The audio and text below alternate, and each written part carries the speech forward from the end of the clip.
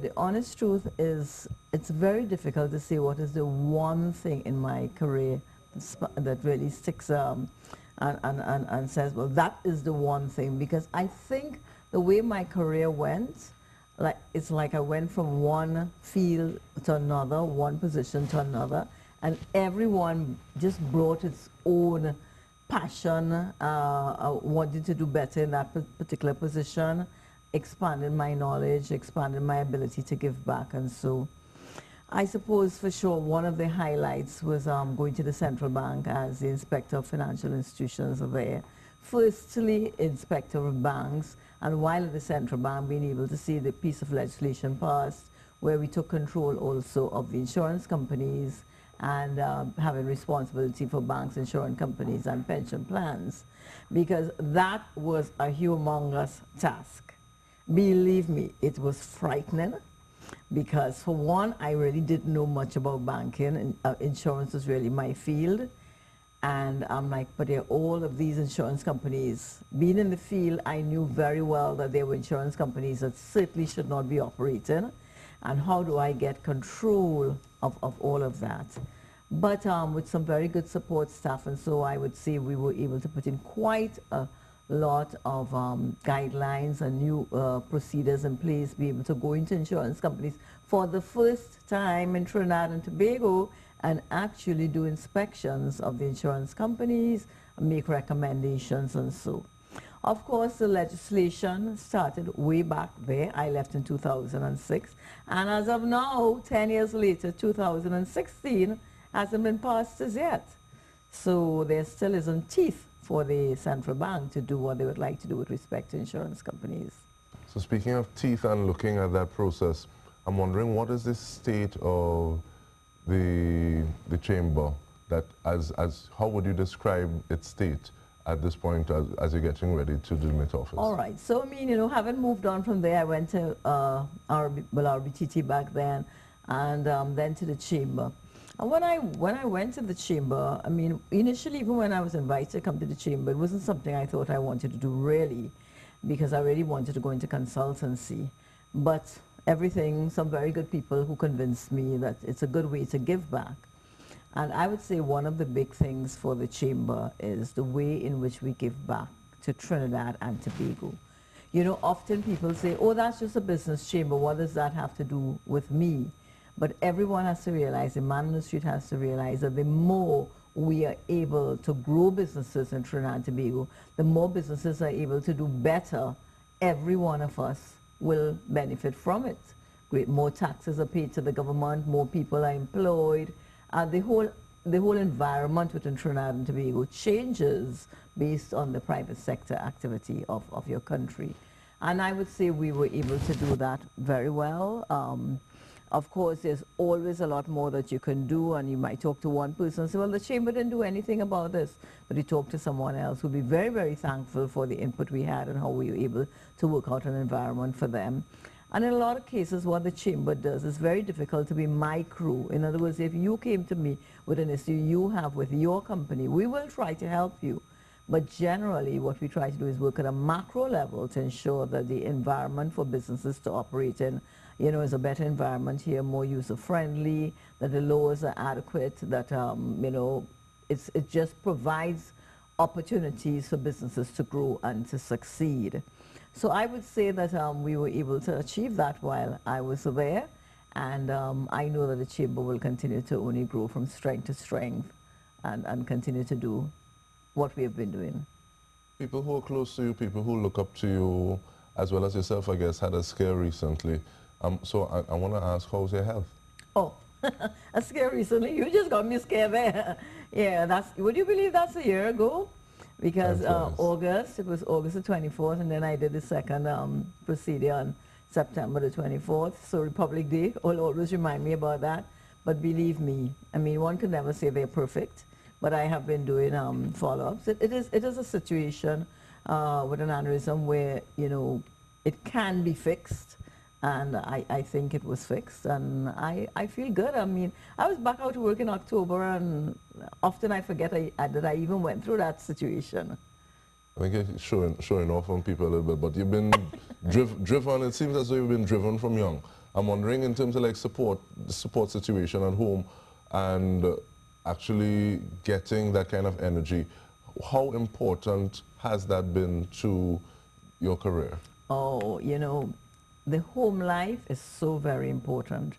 Just recently speaking with someone else, we were talking about that. You know, I talk about, Catherine, what you're going to do afterwards and so.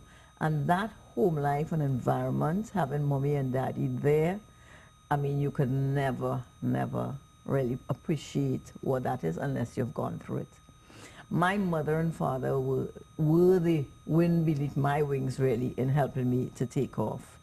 Daddy in particular, academic, brought across the importance of education.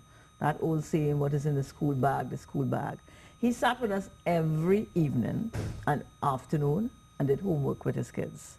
All right, so, I mean, there was nothing from school that we lacked. He had to make sure we got our books on time. He went with us to the stores to buy our uniform and everything. Daddy was the academic school person. Mommy now became the softer skills. She was the emotional, great emotional intelligence actually. And she gave us, I would say, the nurturing, the values that we were able to come up with, you know. Yesterday we had our final, well, I had my final managers meeting. And the staff around the table basically said, you know, some things and so. And one of the things that really made me sort of feel, oh gosh, well, yeah, maybe I really did make an impact, is when they talk about, you know, when they came into my office and they were able to sit with me and I'd be able to listen to them, understand what they're talking about, help them. So I think, you know, for women it probably comes a little easier, but that nurturing, that so often employees say they don't get that from their bosses, and it's just about delivering, but really working with the employees and helping them to develop. So I think Mommy did a lot of that for us, and between the both of them working as a team, it's 9 of us, and I think, quite frankly, if I could say, all 9 of us have gone beyond the secondary, tertiary education and so, and I think we are a product of Mommy and Daddy. In terms of pulling element from both Mommy and Daddy, do you feel a sort of responsibility to keep pushing the gauntlet? You know, many people talk about glass ceilings, and in looking at that, you've broken many of them. But in both representing your parents, your family, as well as representing 4 people coming up after them and being that mentor that they may need. Do you feel that responsibility? Yes, I do, and I would say I have been doing it. My father, even though he was from India, and you know, I mean, in those days, really, the boys, but he had 5 girls before he had any boys, so I suppose he really pushed all of us to say that there were no limits, all right? So it's not go get married and stay home. It was go study and do something meaningful, right, for yourself, develop your career. And out of that, I would say, I mean, ever since I was young, I've always felt compelled to bring other females along with me.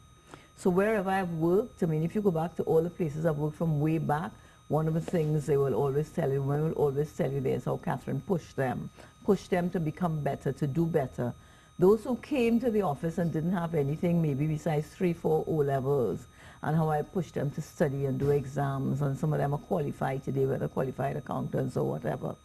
And that I would be there for them, you know, wherever I have opportunities to go and speak to other women and help them, mentor them, and so. That is a very important aspect for me, because as much as I think we as women have broken the perceived glass ceiling, I mean, there are many names outside there. Sharon Christopher just retired also from the bank and so. There's still so much more for us to do and achieve and be around the boardroom. So not just reach that middle management level, but really get to the top CEO, boardroom, chairman of company, chairwoman of company. You know, so there's a lot more. So I think that for those of us who have been successful, we almost have a responsibility to continue that work and to help others.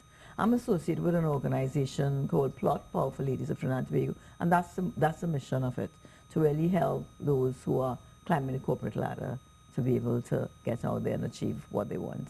Well, you talk about your dad being from India, but at the same time he spent some time in England as well. Yeah. Would that have had a part to play in how he seemed to want this kind of liberated, autonomous woman to be his child or his five daughters before that first son?